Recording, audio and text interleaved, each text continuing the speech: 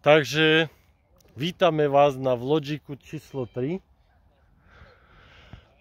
Zajtra choďte voliť. A mal tak... by si doplniť ešte nejaké posolstvo k tomu. Aké by si doplnil? To si minule povedal. Ešte daj niečo, vieš. Vieš, lebo minule si povedal, choďte voliť, tak daj tomu niečo navyše. Zdenko, čo ty robíš? Čúchaš kameň? No, ale to je kameň, to takto poškábeš a... A čo? A jak to bude? Inú takú voňu. Jak keby horel oheň, alebo neviem.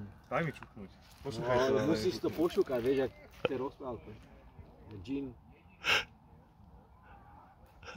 No neviem, akože cítim volačo, ale slabo.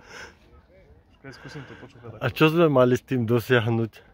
Ja neviem, že čo Zdenko čúcha kamene zistí. Prečo Zdenko čúchaš kamene? No ja to necítim. Podľa mňa Zdenko je volič čísla 7. A to sú možno nechty, že sa ti tam nejak ošúcha necht. Čísla 7? No, tí sú neškodní. Žolt Šimon? Vedel by si urobiť oheň z deniar?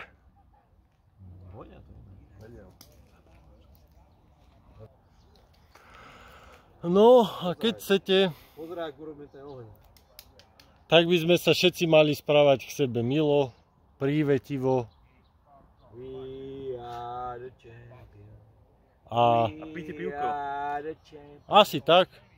Podporujte aj české firmy, Nie, aj slovenské. iba v akcii české. Píči.